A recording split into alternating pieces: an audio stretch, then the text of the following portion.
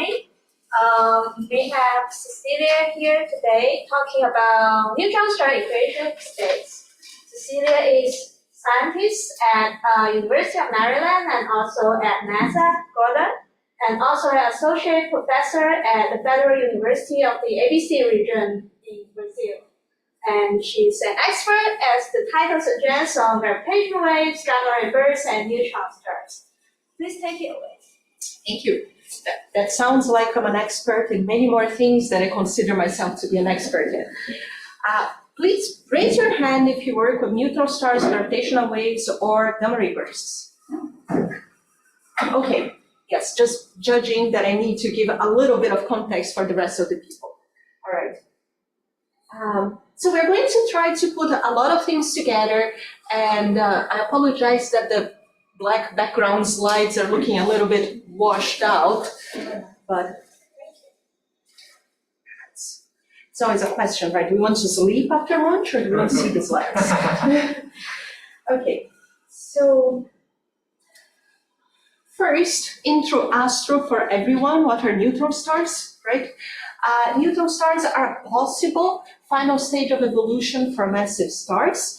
And the interesting thing here in this diagram that is very, very basic is that the massive stars that are going to go supernova and end up their lives between neutron star and black hole, actually what causes them to go neutron star or black hole is still not very well known.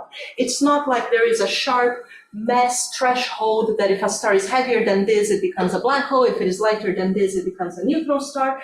But maybe what we are starting to understand is that this is a much more stochastic process that has to do with details of the supernova explosion. Basically, how much matter is thrown out and how much matter falls back in. And that's important because black holes can have whatever mass, but neutron stars cannot. Neutron stars can have only up to a certain maximum mass, and if they are more massive than that, they are going to collapse and form a black hole. The maximum mass of the neutron star is not yet precisely known, but we think that from 2.2 to 3 solar masses is a good, safe range to consider. And we don't know it very well because we don't know what's inside a neutron star very well. Despite the name, it's not all made of neutrons.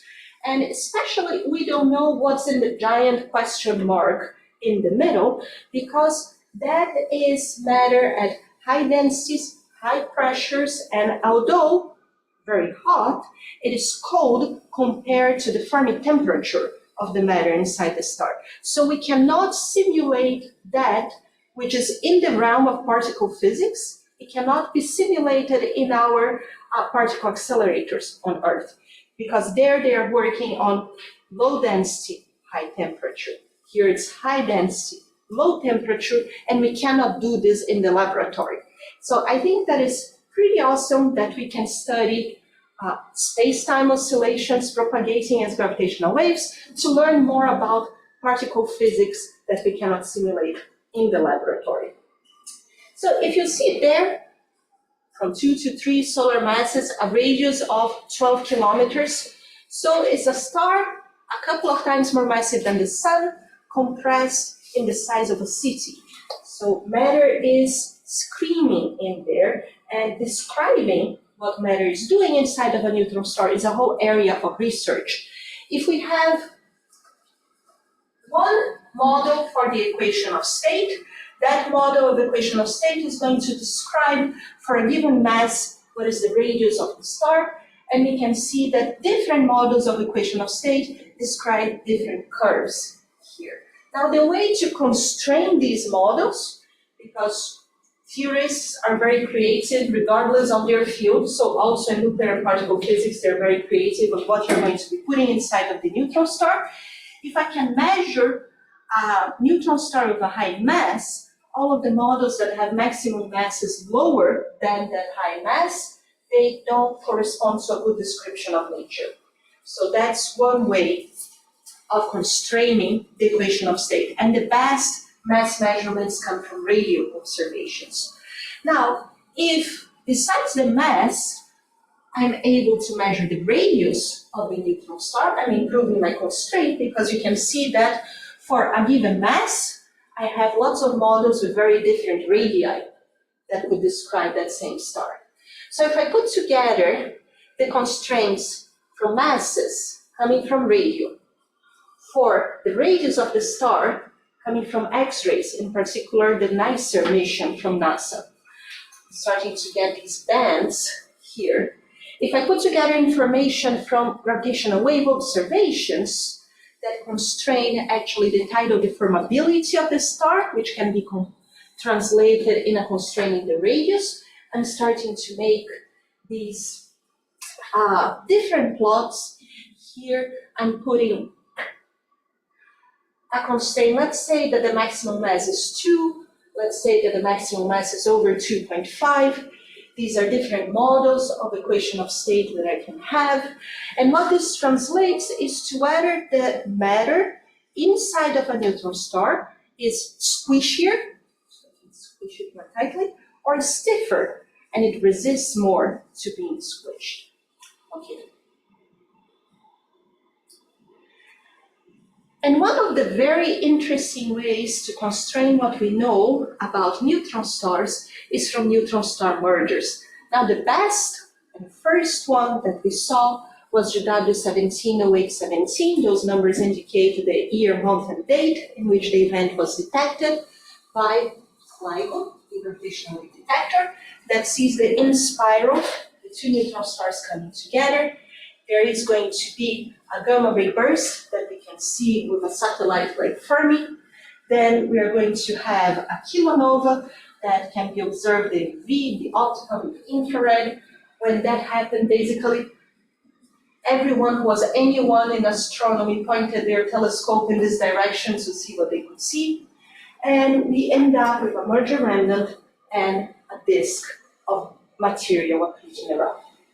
That merger remnant could be a stable neutron star, it could be a black hole, depending on whether the final mass is higher or lower than the maximum mass that a neutron star can have. Now, if I look a little bit more into detail on what's happening there, we have had the gravitational wave signal with the chirp. The chirp indicates that the frequency of the gravitational waves goes up as the binary in spirals in. So the system loses energy, the orbit shrinks, and the frequency of gravitational waves equals twice the orbital frequency of the binary. So the gravitational wave signal goes with the frequency going up. And there's a nice visualization that shows that, and almost 2 seconds later, there's a little ding as the gamma ray burst reaches Fermi. It's a pretty neat thing that I'm sure most of you have seen already. Now the question is, when is the GRB launched? Or a different way to put that question is the central engine a black hole or a neutron star. Do I need to collapse to form a black hole in order to launch the jet? Or can it still happen when I have a neutron star? So, when the two neutron stars come together, depending on their masses and on their equation of state, they can form a short-lived hypermassive neutron star that then collapses to form a black hole.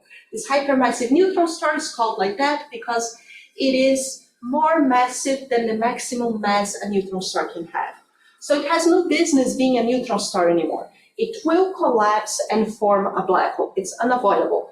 This is going to last for less than a second, spin very fast, jiggle in weird ways, emit gravitational waves in the kilohertz frequencies. That is unfortunately too high for current detectors. We can see here a gravitational waveform, 2 of them, and we can see here in the frequency domain with the noise curve for LIGO and the Einstein telescope, which is a proposal for a future detector. Now you can look at this and say, well, the signal is above the LIGO curve, so it doesn't look that bad, maybe we can actually see it. Mind you, many times in these plots, this curve is showing the signal to noise ratio, or SNR, equals 1. So if I am on top of this curve, noise and signal have the same amplitude, which means I can't see anything.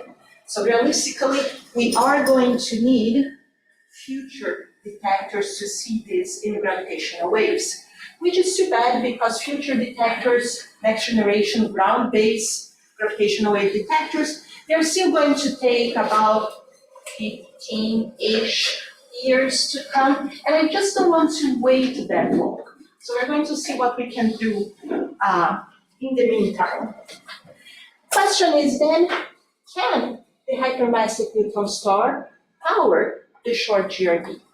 For the physics community, we talk about hypermassive neutron star. In the astro community, they tend to prefer to talk about the millisecond magnetar scenario, but it's more or less the same thing. So, question, can neutron stars launch jets? Yes, yes. We see jets from neutron stars all the time, from pulsars, from magnetars, low mass X-ray binaries, and typically the Lorentz factor of the jet corresponds to the escape velocity of the star. That is a scaling that has been observed. And by the way, other stars can also launch jets. So you don't need a black hole to launch a jet. This here is an example in the galaxy, and it is, by the way, the biggest jet we can observe in the galaxy. So it's pretty cool. We have everything there, the supernova remnant, the pulsar ring nebula, the jet, it's all there. But I don't want to fool you. The question is not, can a neutron star launch a jet? Because I know the answer to that is yes. The question is, can a neutron star launch a GRB? And there the answer is, well, maybe. There are features observed in a number of GRBs. So the gamma ray extended emission, the X-ray plateaus, optical rebrightening, all of these things can signal to extra energy being put in by a central energy that would be a magnetar. So something like this. We can see this decay, and at late times there is a rebrightening. So this could be an indication of a magnetar central engine, although, to be completely fair, it could also indicate interaction with something in the interstellar medium. So we don't know. Another complication is that GRBs typically have very high Lorentz factors, from hundreds to 1,000, and that might be hard to get with a neutron star. But there are some works indicating that maybe the GRBs that had these features have Lorentz factors of the order of tens instead of hundreds. And it becomes easier with a neutron star. Some recent simulations have started to show that before collapse to a black hole, you can start forming a jet. And, you know, nature is going to have the final word. So we are going to have to keep studying it. Now, if I look a little bit more in this plot, I think there's a question. And by the way, I didn't say it in the beginning, but please interrupt me at any time if you guys have questions. I'm happy to answer them.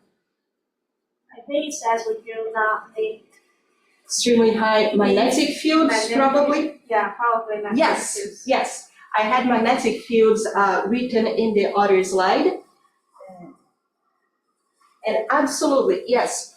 For a jet to be launched in the hypermassive neutron star case, we're going to have the dynamo amplification of the magnetic field. It's extremely important to increase the magnetic field and help launching the jet. The problem is that this is hard to simulate because to do it self-consistently, you need to resolve the magnetic field in the scale inside of the star and in the scale far away where the GRBs are launched. So it's hard to do it numerically, but it doesn't mean that nature doesn't do it. I hope I answered the question. Nobody can hear it if you're anywhere. It's an owl, so it should be fine. Any other questions? So if I look a little bit again, great, at this plot that I showed you before, these broad spectral features here, I can call them quasi-periodic oscillations. So a periodic signal has a single frequency and lives forever, and it's a delta in the frequency domain. Now, if my signal is short-lived, time-evolving, or dissipative, all of these things broaden that delta function in the frequency domain, make it a broader spectral feature, and I can call this generically a quasi-periodic oscillation. So these frequencies here that could carry information about the neutron star equation of state, maybe they are characteristic frequencies. Could the GRB show these frequencies? That's the hypothesis. That's what we want to do, because it's almost impossible to see them now with our current detectors. We are not even seeing gravitational wave mergers of binary neutron stars all that often, but we have been seeing gamma ray bursts for decades now. So there is a really large archive of GRB light curves, and we can look into those. So let's take a step back and think a little bit more about examples of quasi-periodic oscillations. This is from a black hole X-ray binary. This is from the tail of magnetar giant flare. Again, we see these broad spectral features here. I have excess power in neighboring frequencies. Now, there is a whole community in X-rays that looks for QPOs, but you don't hear about it so much in gamma rays for very good reasons. One of them, we have much fewer photons in gamma rays than in X-rays. And if I'm trying to look for a modulation of flux, it's easier to find it if you have more photons, right? So this is one of the difficulties that we have to deal with. Now, the other issue is, very well, you have a hypermassive neutron star, it oscillates, there's a signal in gravitational waves. Why would that signal in gravitational waves travel to the gamma rays that I am detecting? And we don't have detailed modeling of that, but we have a couple of possibilities. One of them is that maybe those features in the gravitational waves, they just come from a purely dynamical origin. You have the two neutron stars that came together, you have this flat formed object that is rotating very fast, and then the gravitational waves are going to come with twice the frequency that this whole object is rotating. So here I'm describing my hypermassive neutron star as the two cores that came together is kind of a deformed bar-shaped thing. This thing emits gravitational waves. Great. That's what's happening in the hypermassive neutron star. Another possibility is the hypermassive neutron star is oscillating with some characteristic mode, something like a quadrupolar F mode, that is also making the fluid in the hypermassive neutron star oscillate. So this is how it oscillates. Now, there's another question. Okay.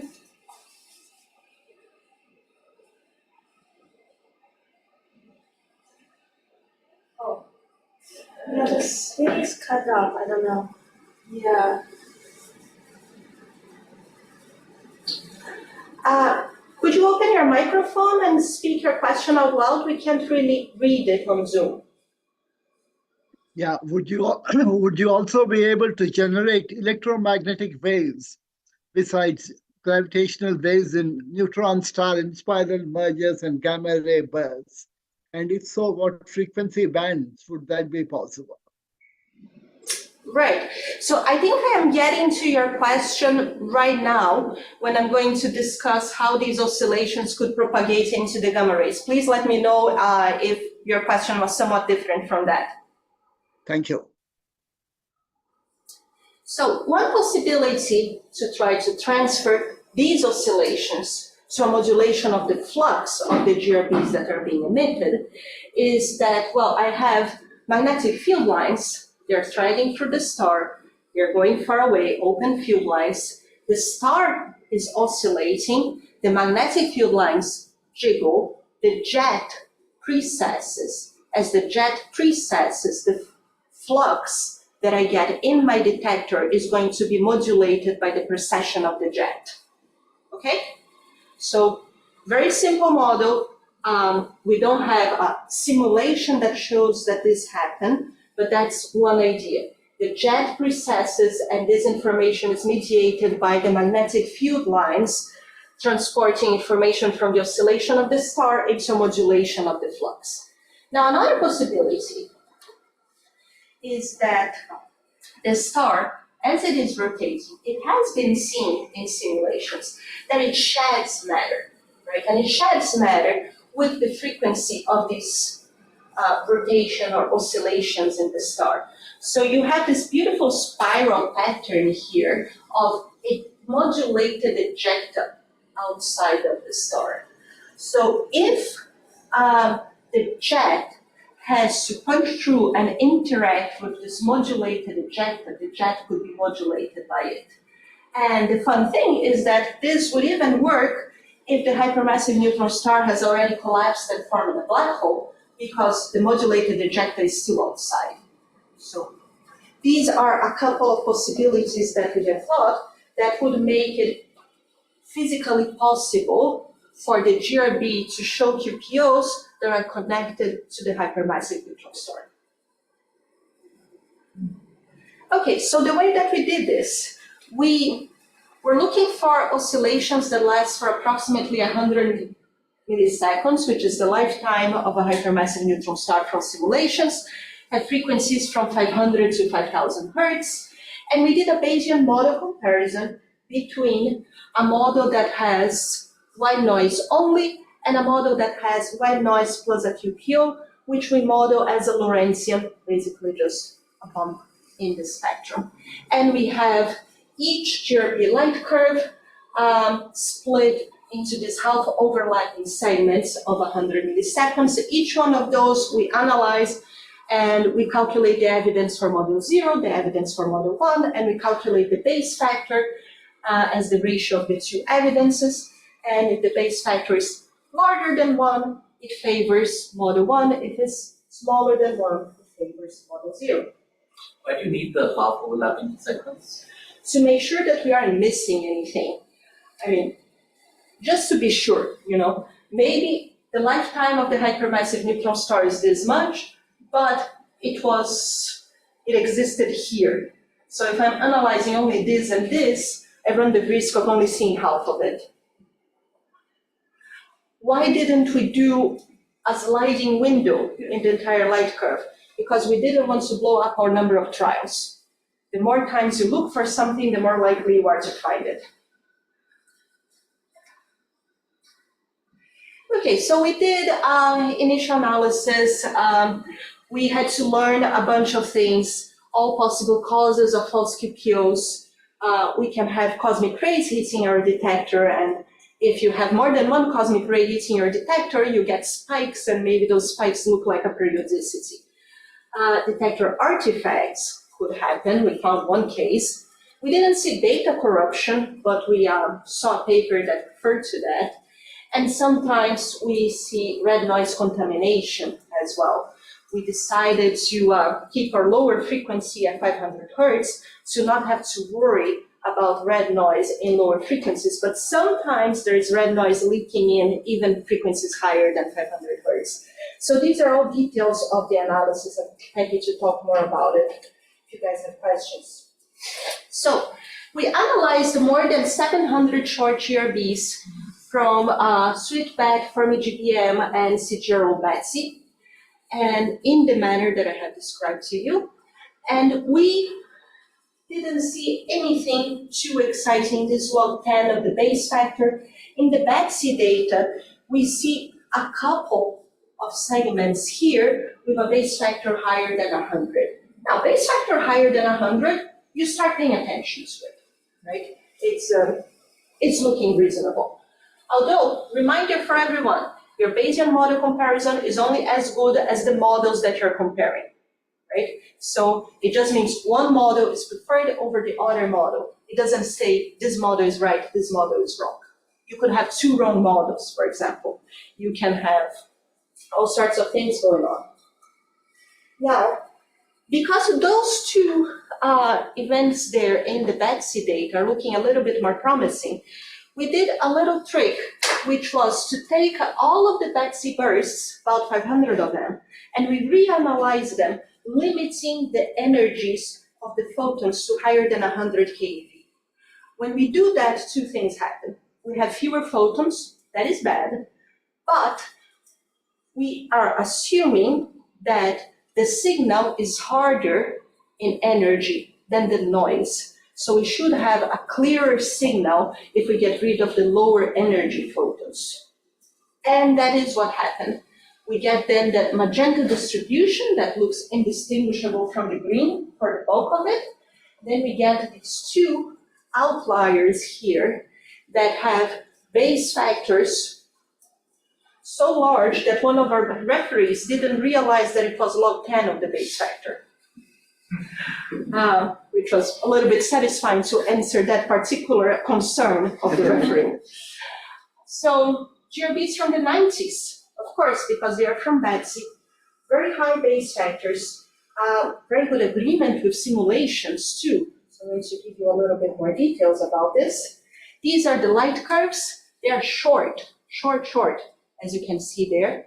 They have power spectra with two statistically significant QPOs each, with very similar frequencies for each one of those, around 1 kilohertz and around 2.6 kilohertz. And we can see here in the dynamical power spectrum that the frequencies, they start bubbling up in the beginning of the burst, and then they disappear. So if I want to think about this as hypermassive neutron star oscillating, GRB starting to come out, collapses to form a black hole, shuts down the frequency, that's one possible interpretation that we can have. Okay, so now just a couple of words about Betsy, which was the instrument in the Compton Gamma Ray Observatory. This was one of the great observatories that NASA launched in the 90s. And raise your hand if you were born after 1990. I feel old.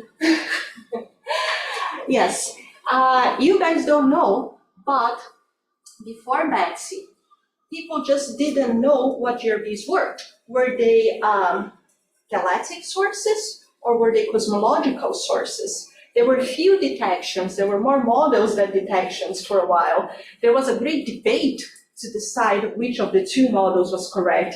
Arguably, the winner of the great debate was wrong because he defended the position that they were galactic sources. And it was just when we had this wealth of detections from Betsy that it becomes clear that these are coming isotropically in the sky. These are cosmological sources, no doubt about it. And it was a revolution for gamma ray science. And for our particular project, it was the best instrument that we could have, the best instrument that we ever had. Because remember I told you I need a large number of photons to look for modulation. Fix the flux. If you increase the area of your detector, you get more photons. So large area is important. Good timing is important. Betsy had 8 large area detectors, each one of those with 2,000 centimeters squared. Swift-BET is smaller. Fermi-GBM is a lot smaller. Interestingly, Starburst is coming in a couple of years. Now we're talking. It's not as good as Betsy, but maybe it's as good as half of a Betsy detector. COSY is coming in 2027, and it's tiny E. Amigo X is a proposal, not yet approved, a little bit bigger. So for this type of analysis, size does matter. Okay, now a question that we have often received, how special are these two bursts in which we found these QPOs? Here's the distribution of the Betsy GRBs, the long bursts, long and soft, short and hard in spectrum. This is duration and this is spectral hardness. Our two bursts are short, but they're not the shortest. They're hard, they're not the hardest. A crude measure of the flux. One of them is pretty bright, but not the brightest. The other one is in the bulk of the distribution, so not very remarkable that way. The really remarkable thing about these two bursts is that they have strong QPOs. We did some analysis to estimate the false positive probability. And first thing that we did was an analysis of synthetic data that only had Poisson noise, and we can see that it's very similar to the bulk of the distribution. So it doesn't really get to the figure of merit that we have there for our two GRPs with QPOs. We made synthetic light curves based on the actual light curves that we detected, and we ran them through our analysis, and we got a probability distribution, and these are the p-values for getting something as strong as we saw in the actual data with this model, and we had to extrapolate it here. We found that the shorter the burst is, the higher the probability of false positive it is. And when we take into account the entire catalog of 700 bursts that we analyzed, we find the combined false positive probability is 3 times 10 to the minus 7. So I think it's looking really good. We're trying to do our best here to poke this result and kick it and see if it falls apart, and so far so good. So what's the possible interpretation for this? We have one QPO with a higher frequency. Maybe it has information on the neutron star composition or how fast it is spinning. We have one with a still high frequency, but not so high, slightly lower amplitude. So we're going to try to give an interpretation to these two bursts. Now it's important to remember that the redshift of these GRBs is not known. So these frequencies are in the detector frame. They are redshifted. We don't know the redshift, at least not yet. Okay, so I want to somehow, there we are. This is a nice visualization that was made by the NASA Constraining that shows one way of understanding it. You're going to see the frequency of the gravitational waves going up as that goes down. You're going to see the light curve of the GRBs here. You're going to eventually see the black hole being formed, and you're going to be able to hear the QPOs.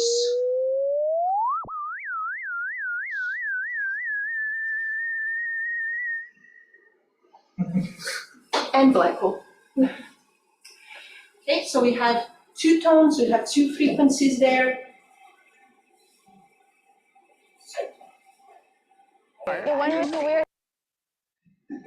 I don't care.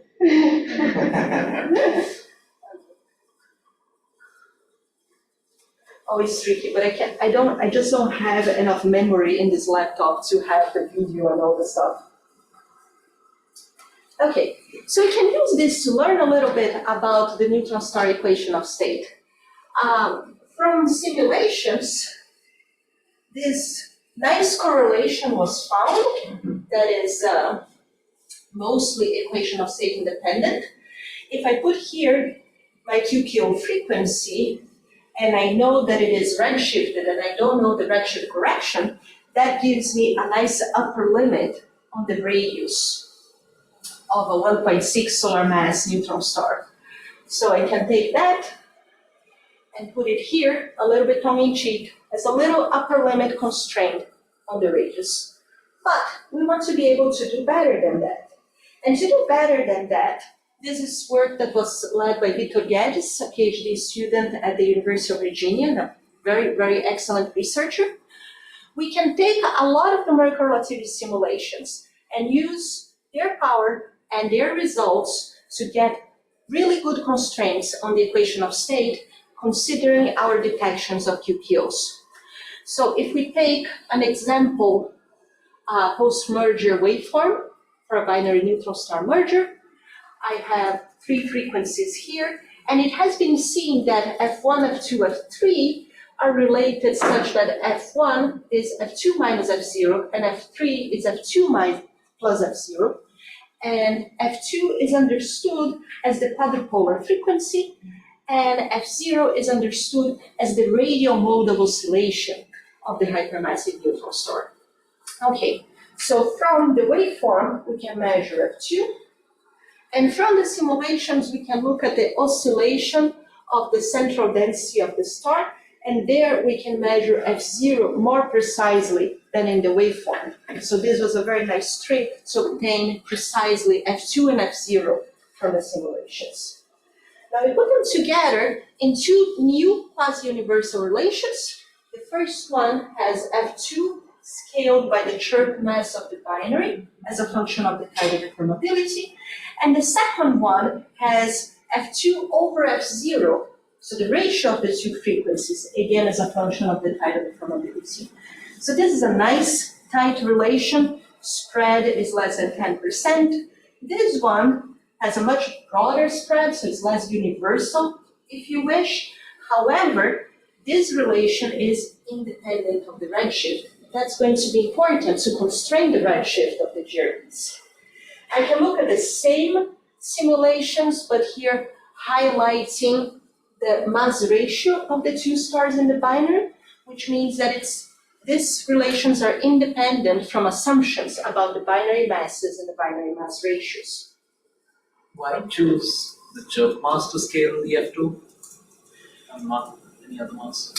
Because what we can measure better is the 2 masses of the stars in the binary. And the chirp mass is the combination that is better constrained from gravitational waves.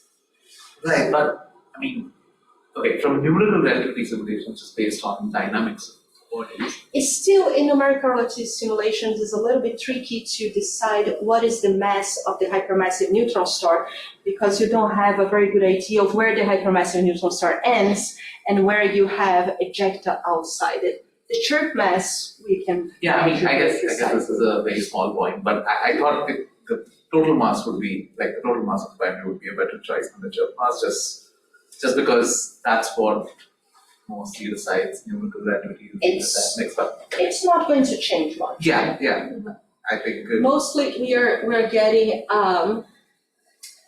2 dimensionless quantities here. Okay.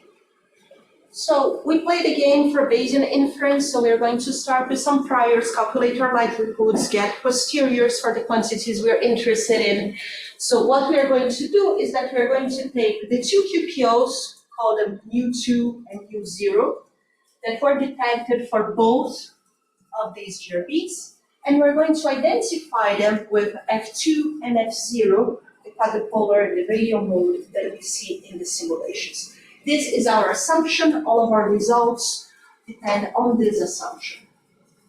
So using these quasi-universal relations, we're going to be able to constrain the chirp mass, the binary tidal deformability, and the redshift of each one of these 2 GRBs. And we're going to do that by calculating the product of the likelihoods of measurement of the ratio of the frequencies and measurement of the higher frequency QPO. Priors on chirp mass and tidal deformability, they're just very standard. Redshift prior distribution for short GRBs comes from observations, and we're using this curve here, which takes into account the delay between star formation and the actual merger of the 2 neutron stars. And this is what we get, the posterior distributions for the quantities that we set out to measure. We have, remembering the 2 events are independent. They're independent stars, independent binaries, independent redshifts. So we have a redshift of about 0.2, redshift of about 0.1. We have chirp masses, they're low, indicating a low mass binary in both cases. And we have the tidal deformabilities there. you can see the comparison between the prior and the posterior lines. So the data are informative. When you see a prior and a posterior that look very much like each other, it either means that data aren't informative or that you have put too many assumptions on your prior. And we can use those results to constrain the radius of a 1.4 solar mass neutron star, which is here, taking one burst, the other burst, and the two bursts combined.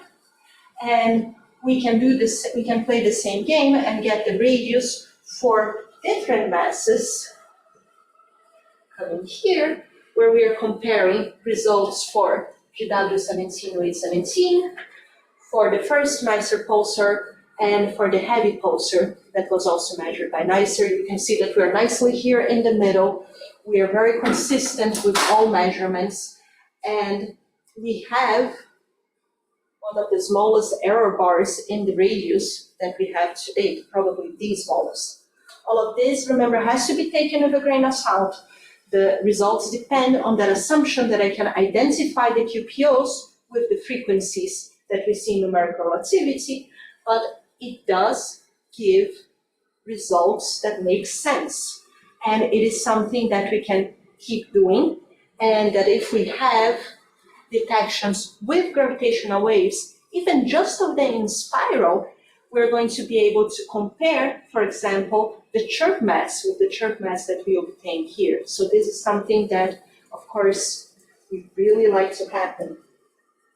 Now, I can compare these results. It's the same plot that I showed you before. This is a plot from a group that has a number of people here, and this is so that you can see how narrow the results that we have are compared with constraints that took into account the pulsar masses, the nicer measurements of the radius, and gravitational waves. Now, it's important to say here, there's a lot of different astrophysics going on. Here, we deliberately only considered the measurements of our GRBs. The assumption that we can make this identification is a very strong one, and it is what gives us this narrow range. Okay, so finally, what else can we do in terms of observations? One thing that we are excited to try, but it's going to be hard, is to do the radio follow-up of these GRBs. Because these GRBs happened in the 90s, and it is, sadly, 30 years ago that we were in the 90s. So in terms of follow-up, I mean, what follow-up do you want to do 30 years later? Well, radio follow-up, because the radio keeps growing on a time scale of years. So we would be here, right? Radio follow-up may not be a silly thing to do. Although the problem is, where do we look? BETSI was an amazing instrument, but it was really poor in sky localization. So the sky localization for BETSI, it's about 100 square degrees in the sky. Now, 100 square degrees in the sky is a patch more or less like this. It doesn't look like much, but if I'm thinking about galaxies at cosmological distances, there's a whole bunch of galaxies that fit there. It's hard to choose where to look. So we need a smart way to choose our targets, and we also need to look for targets that have observations in the past, because otherwise I'm just looking at the galaxy. So what?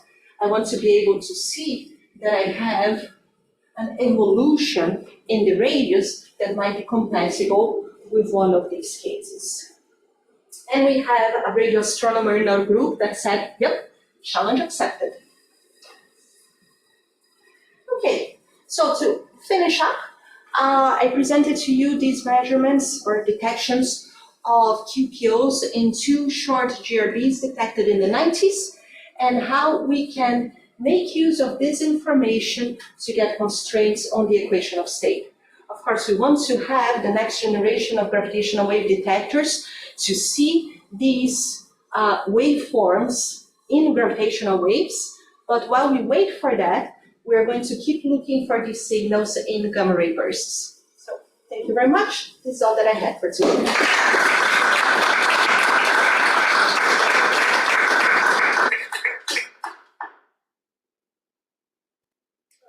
So there's a question online. I can start from there.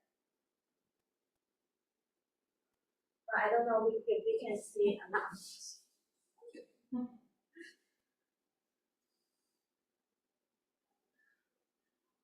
Would you? Possibility of observing R modes. Yes, I'm very interested in R modes as well.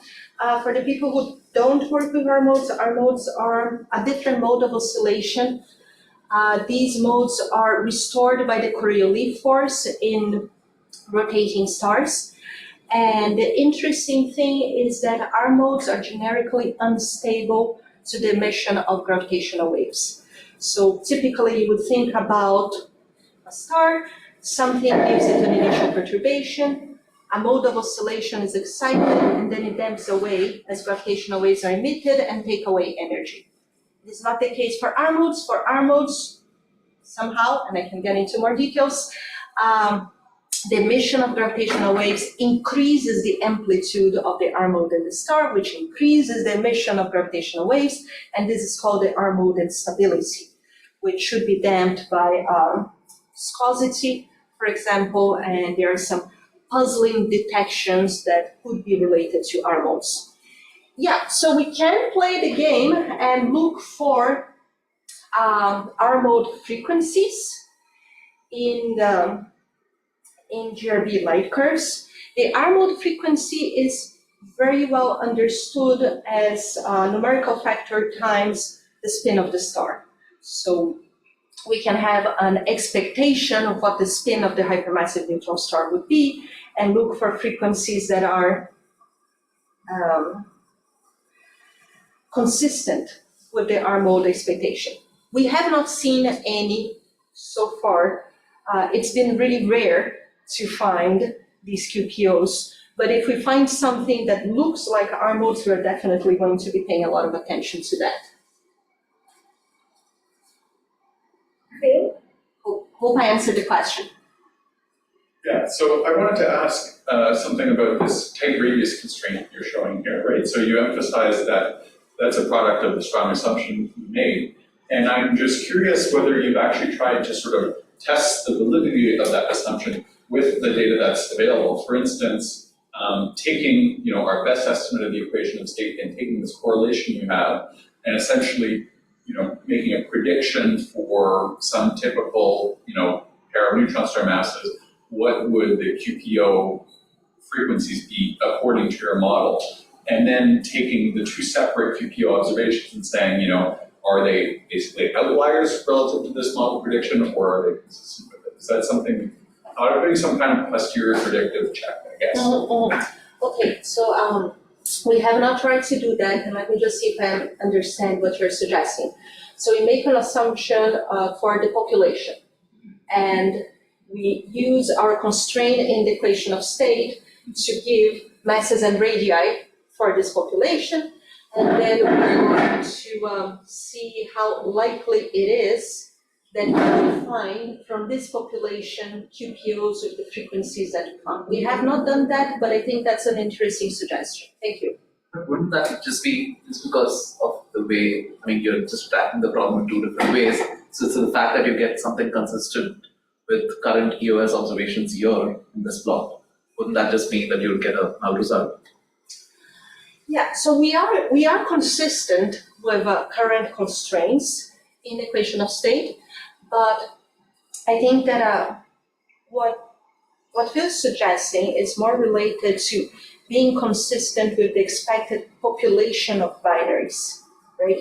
Because you can always change the mass and radius, or the mass and equation of state, and get a frequency that is similar to the frequency that we got. What we see from the chirp mass is that these would have to be relatively light binaries.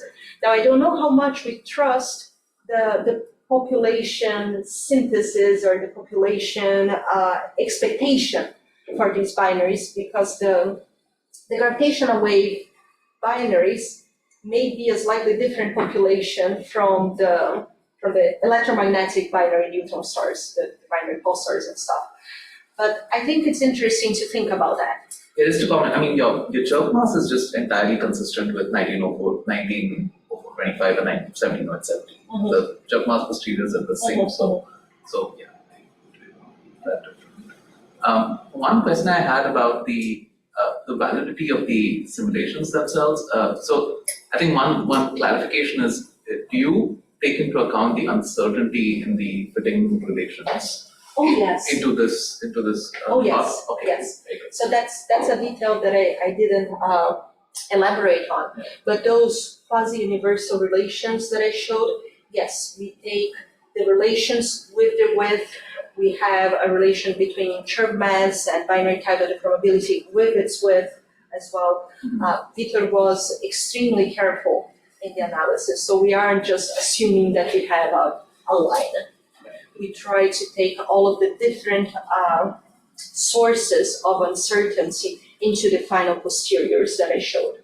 Okay, so another thing is, so the F2 relation is known to be pretty robust against like simulation choices and stuff like that. But I'm actually not, I was wondering what is the status of the other quasi-universal relations that you showed in this context? Right. I mean, if you change the simulation code or whatever, will change quite a bit. That is a good question, and I don't know that I have the complete answer to it. F2 seems to be robust, cross variations of different codes and different groups. Properties like the lifetime of the remnant are not. I don't know how robust F0 is across simulations, but that is a good point, and the numerical person in our little collaboration is David Radice, so he would know. If he were here, he would be able to give you a good answer to that, but I'm going to have to ask him. I want to quickly ask, what do you think it means that only two of the Batsy bursts have this strong signal and the bursts without? Right, yeah, so as you probably guess, we do get that question a lot, and it's, what we can say is very limited, but what we can say is the following. We had 500 Batsy bursts, give or take, and 2 had strong QPOs. So to me, that means that either it's rare that it happens, that there are QPOs in GRBs, or it's rare that we can see QPOs in GRBs. So one possibility is that in the population of binaries, for example, you need especially light stars, you need a especially longer-lived remnant in order for the QPO from the central engine to travel out.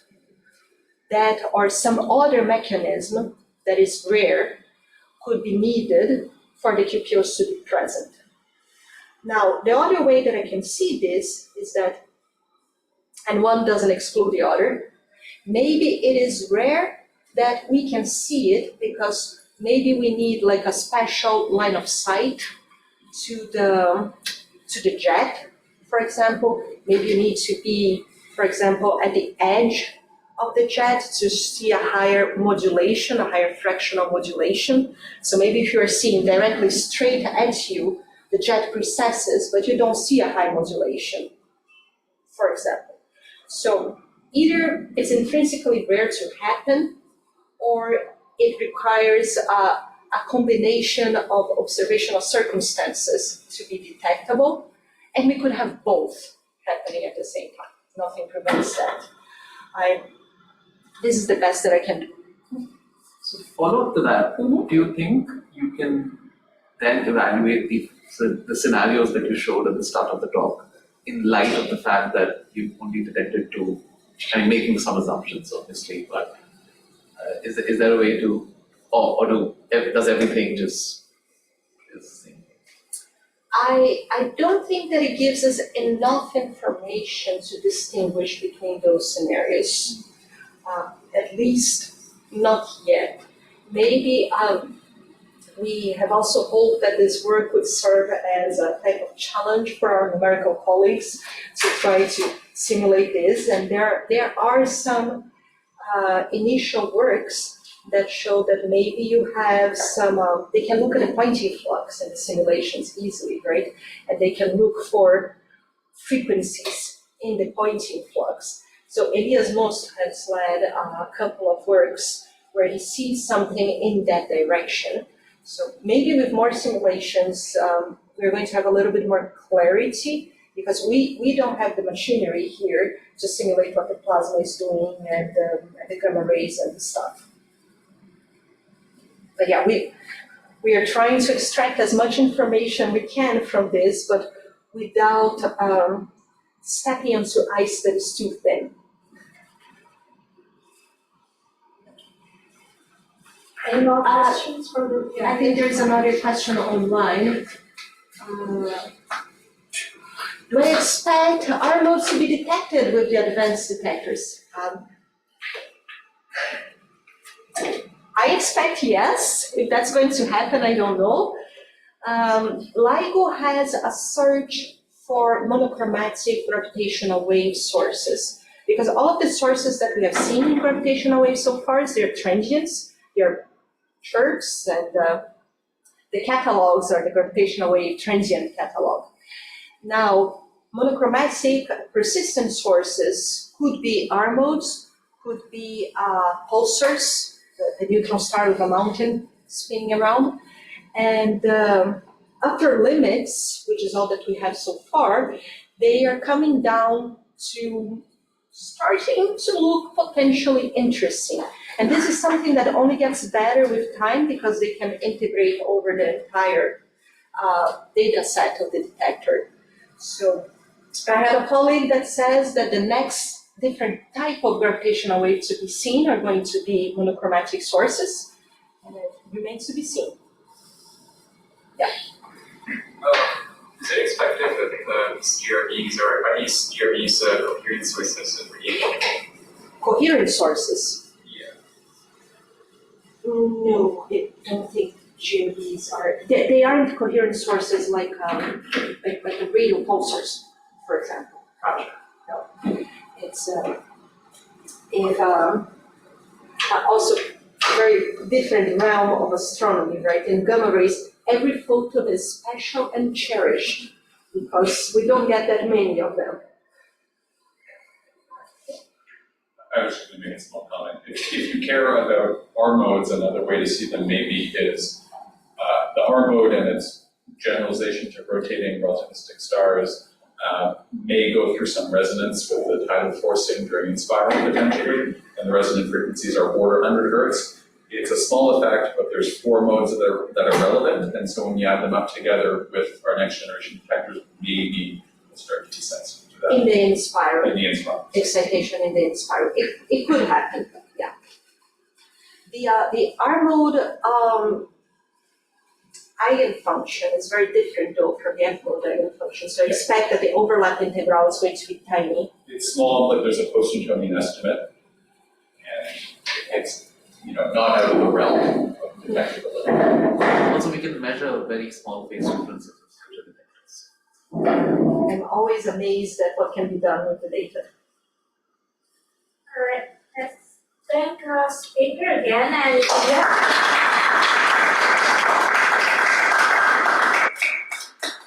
have more questions, there's probably dessert upstairs.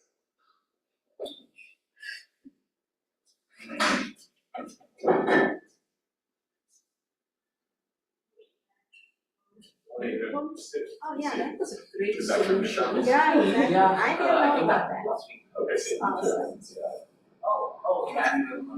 Yeah.